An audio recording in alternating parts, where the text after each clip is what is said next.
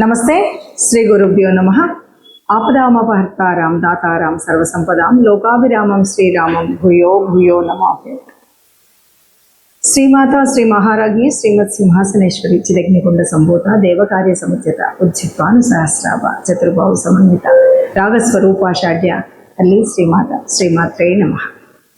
July మాసానికి మొదటి పక్షంలో అంటే జూలై 2026లో మొదటి పక్షానికి అసలు గ్రహస్థితి ఎలా ఉంది, అలాగే జాతకం ఈ 15 రోజుల్లో ఎలా ఉంది అంటే తప్పకుండా మారుతుంది. అంటే 15 రోజుల్లో మారుతుంది.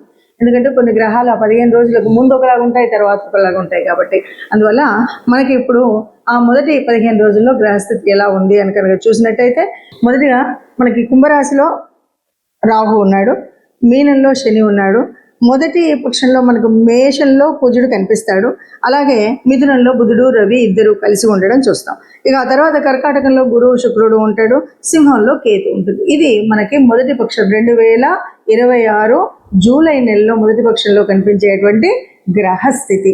ఈ స్థితిని బట్టి మనకు జాతకంలో మార్పులు చేర్పులు అనేటువంటివి ఒక్కొక్క రాశిని వివరంగా చూద్దాం. దీనికి అంటే మనం ఒక 12 మాసాలకు కనుక చూసే ముందు ఒక మాట చెప్పుకోవాలి. ఎందుకు అంటే అసలు ప్రతి మాసంలో నిజంగా మా గతి మారుతుందా, మా స్థితి మారుతుందా అనేవాళ్ళు అనేకం కనిపిస్తూ ఉంటారు. నిజంగా గతి స్థితి మారుతుందా అంటే ఇది దేని మీద ఆధారపడుతుంది అంటే గ్రహాల యొక్క గతులను బట్టి, గ్రహాల యొక్క యుతిని బట్టి, గ్రహాల యొక్క స్థితిని బట్టి, దృష్టిలను బట్టి మార్పు అనేది అయితే ఉంటుంది. అయినా ఇవి ఎంతవరకు ఉన్నా ఈ కోటాను కోట్ల ప్రజల్లో కొంతవరకే ఈ పర్సంటేజ్ కనబడుతూ మిగతాది, ఎందుకంటే మనం చెప్పిన తర్వాత మీరు అన్నట్టుగా కొంత కనిపిస్తుంది కానీ ఇంకా అంతా అయితే కనిపించట్లేదు అంటుంటారు. అంతా కనిపించాలి అంటే తప్పనిసరిగా చేయవలసినటువంటి పని ఏంటి అంటే తప్పనిసరిగా మీ జన్మజాతకాన్ని మీకు వీలైన చోట వీలైన వాళ్ళతో చూయించుకోవడం అనేది మంచిది. జన్మజాతకంలో ఉన్నటువంటి వాటికి అనుగుణంగా ఇప్పుడు మనము ఈ మారుతున్నటువంటి గ్రహాలకి ఎలా ఉంటుంది, ఇది సర్వసాధారణంగా అందరికీ కలిపి చెప్పేటువంటి గ్రహస్థితి. కాబట్టి గ్రహస్థితి మారినప్పుడు మన యొక్క జాతకం ఎలా ఉంటుంది అన్నది 12 రాశులకు మనం చెప్పుకుంటూ వస్తుంటాం. ఆ విధంగా ఇప్పుడు ఒక్కొక్క రాశికి మనం తెలుసుకుందాం. తదుపరి రాశి తులారాశి. తులారాశి వారికి 2026 జూలైలో ఎలా ఉంటుంది అని చెప్తే గనక మనకి పంచమంలో రాహు ఉన్నాడు, షష్టమంలో శని ఉన్నాడు, సప్తమంలో కుజుడు ఉన్నాడు, అలాగే నవమంలో బుధ రవులు, దశమంలో గురు శుక్రులు, నవమంలో కేతు ఉన్నాడు. మరి ఇలా ఉన్నటువంటి వాళ్ళు తర్వాత మరి ఈ మాసంలోనే రెండవ అర్ధభాగంలో కొన్ని మార్పులు అయితే ఉన్నాయి. కానీ మెజారిటీ ఆఫ్ ద గ్రహాలు ఇందులో ఉంటాయి. కాబట్టి ఓవరాల్గా మనకి ఎలా ఉంటుంది అని మనం చూసినట్టయితే మాసం అంతా కూడా అష్టమ కుజ సంచారం నెలంతా ఉంది. కాబట్టి ఏం జరుగుతుంది, అష్టమం అంటేనే ఆరోగ్యం కాబట్టి అనారోగ్య పరిస్థితులు బాగా కనిపిస్తాయి. అలాగే ఆలోచనలు కూడా సరిగ్గా ఉండవు, అడ్డదిడ్డంగా ఉంటాయి. ఏవేవో చేయాలనుకుంటున్నామో చేయలేకపోతాం, అనుకున్న పని సాధించలేకపోతాం. కాబట్టి చాలా జాగ్రత్తగా ఉండాలి. ఇందుకు మనం చేసుకోవాల్సింది ఏంటి అంటే తప్పనిసరిగా కొద్దిగా మానసికంగా ఉండడం కోసం ఏ యోగా లాంటిదో చేసుకోవడం అనేది మంచిది. ఇక వృత్తి ఉద్యోగాలందరూ తప్పనిసరిగా వృత్తి చేసేటువంటి వాళ్ళకు ఒత్తిళ్లు పెరగడం అనేది బాగా కనిపిస్తుంది. ఒత్తిడిని తట్టుకోవడానికి కూడా కొద్దిగా మీకు యోగా సహకరిస్తుంది. తర్వాత అధికారులకు మనం అన్నిసార్లు వాళ్ళని సంతోషపెట్టలేం, కానీ అలా అని ప్రతిసారి కోపం తెచ్చే విధంగా మనం చేయడం అనేటువంటిది ఇప్పుడున్న గ్రహస్థితి అలాంటిది. కాబట్టి తప్పనిసరిగా మౌనంగా చెప్తూ వాళ్ళు చేస్తున్న దానికి అన్నింటికీ సరే అంటూ ముందుకు వెళ్ళడం అనేటువంటిది తీసుకోవాల్సినటువంటి జాగ్రత్త.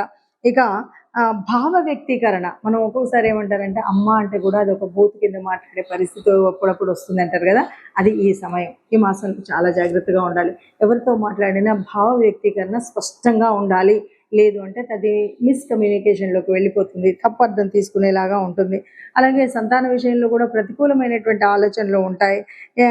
కొన్నిసార్లు ఏంటంటే మనం ఎవరినైనా విమర్శించాము అంటే ఇక లేనిపోని చిక్కులు తెచ్చుకొని ఓ ఇరికాటంలో పడ్డట్టే. ఇక అందుకని ఈ విమర్శలు చేయడం కానీ, అప్పటికే సంతానం నుండి ఒక ప్రతికూలమైనటువంటి వాతావరణం ఉంది కాబట్టి ఆ విషయంలోనూ జాగ్రత్తగా ఉండాలి. ఏది ఏమన్నా సరే ఈ మాసంలో మనం చేయాల్సినటువంటి పరిస్థితి ఏంటంటే చాలా వరకు అవసరం లేని చోట మాట్లాడకుండా ఉండడం, మౌనంగా ఉండడం, అలాగే అవసరమైనప్పుడు ఆ భాషను మరీ చాలా స్పష్టంగా కమ్యూనికేషన్ ఉండాలి. అది లేకుండా ఏదో వేగ్గా మాట్లాడేస్తే కమ్యూనికేషన్లో మన తప్పు అర్థాల కింద వాళ్ళు తీసుకునే పరిస్థితి ఉంటుంది. కాబట్టి ఈ విషయాల్లో జాగ్రత్త తీసుకున్నట్టయితే బాగుంటుంది అని చెప్పచ్చు. ఇప్పటి వరకు మీరు ఈ గ్రహస్థితిని చూశారు కాబట్టి ఈ గ్రహస్థితి మరి ఇలా ఉన్నప్పుడు ఎవరం కూడా కష్టాలను ఆశించాం, ఎవరు కూడా కష్టాలు ఇష్టపడం, అయినా గ్రహస్థితి ఇలా ఉంది. ఎప్పటి నుండో అనుభవిస్తున్న కష్టాలు ఉన్నాయి, నష్టాలు ఉన్నాయి. అందరికీ ఆశాజనకంగా ఉండే విధంగా ఉండాలన్నదే ఉంది. కాబట్టి మనకు తప్పనిసరిగా కావాల్సినటువంటిది దైవానుకూలం, అలాగే గ్రహాల యొక్క అనుకూలత కావాలి. మనం ఏది ఏమన్నా గ్రహాల సంచారాన్ని బట్టి ఉంటుంది, కానీ మనకు అనుకూలించే విధంగా ఉండాలి అంటే మనం పుట్టినరోజు తెచ్చుకున్న ప్రారంభాన్ని బట్టే ఉంటుంది. పుట్టినప్పుడు మనం తెచ్చుకున్నటువంటి ప్రారంభం వల్ల కొన్ని యోగించేవి, కొన్ని యోగించేవి ఉంటాయి. అయినప్పటికీ ఇలాగ మనం ఏదైతే గోచారం చూస్తూ ఉన్నామో, గోచారంలో జరిగేటువంటి మార్పుల వల్ల కొంత ఉపశమనం పొందడానికి మాత్రం లాభం ఉంటుంది. ముఖ్యంగా చెప్పేది ఏంటంటే ఈ మాసంలో అవునన్నా కాదన్నా మరి గురువు యొక్క మార్పు అనేది మనం చూసినటువంటిది. ఈ గురువు మార్పు వల్ల ఈ గురువు అనుకూలంగా ఉన్నవాళ్ళు, అనుకూలంగా లేని వాళ్ళు అనేది కాకుండా ఒకటి మనం చేయాల్సింది ఏంటంటే గురు గ్రహానికి మనం అంటే ఏదైనా ఒక గురు మంత్రాన్ని తీసుకొని ఈ మాసం అంతా కూడా తప్పనిసరిగా చేసుకోవాల్సినటువంటిది ఏంటంటే గురు మంత్రాన్ని తీసుకొని, అంటే ఏ గురువుకు సంబంధించినటువంటి మీకు సంబంధించినటువంటి దక్షిణామూర్తి అవ్వచ్చు, దత్తాత్రేయుల వారు అవ్వచ్చు, లేదా మీకు సంబంధించిన స్వయం గురువులు అవ్వచ్చు, లేదు ఇలా ఏ గురువుకు సంబంధించిన స్తోత్రం ఉన్నా ఆ స్తోత్రాన్ని మనం పాటించడం, లేదు నవగ్రహాల్లో ఉన్నటువంటి బృహస్పతికి సంబంధించినటువంటి శ్లోకం, ఇది నిత్య పారాయణంగా పెట్టుకున్నట్టయితే మనకు ఈ గోచారం వల్ల ఏదైనా చెడు జరిగేది ఉంటే మీకు గురువు ఆ చెడును జరగకుండా సర్వవేళలా కాపాడుతూ ఉంటాడు.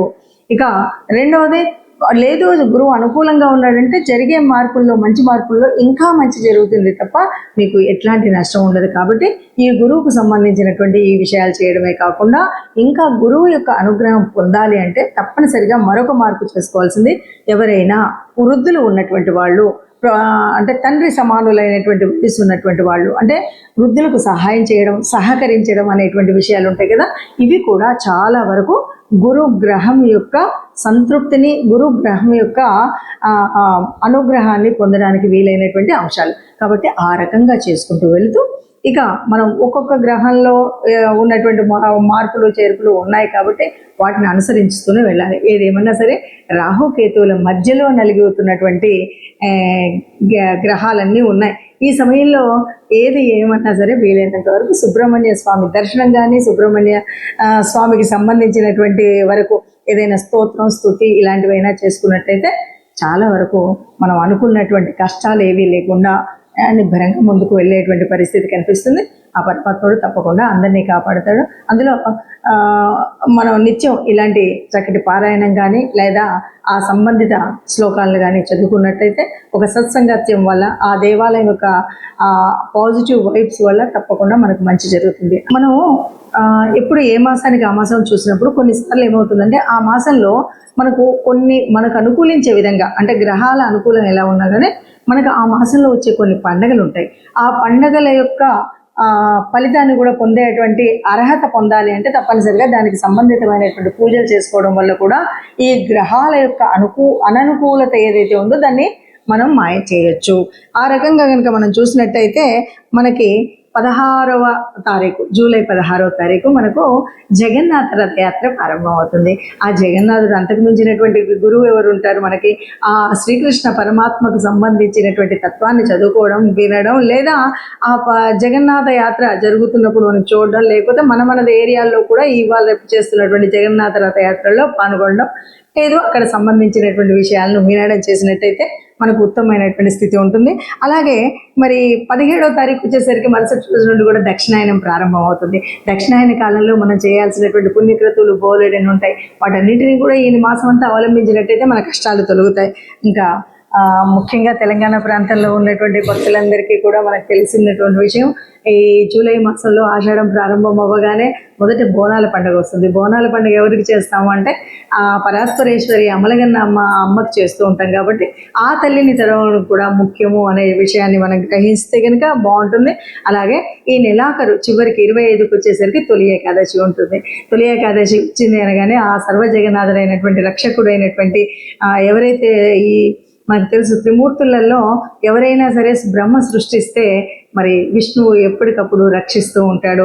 రక్షణ కార్యం చేసేటువంటి ఆ విష్ణుమూర్తిని ప్రార్థించేటువంటి సమయం మనకు తొలి ఏకాదశి. ఏకాదశులన్నీ కూడా విష్ణుమూర్తికి సంబంధించినప్పటికీ తొలి ఏకాదశి రోజు స్వామిని ప్రార్థించినట్టయితే మనకు ఏ రకమైన కష్టాలు ఈ ఒక్క నెలే కాదు, రాబోయే 6 నెలల వరకు కూడా మనం అన్నింటి నుండి హాయిగా ఉండగలిగేటువంటి గ్రహస్థితి మనకు ఉంటుంది అని చెప్పుకోవచ్చు. అందరం బాగుండాలి, అందులో మనం ఉండాలి. జై శ్రీరామ్.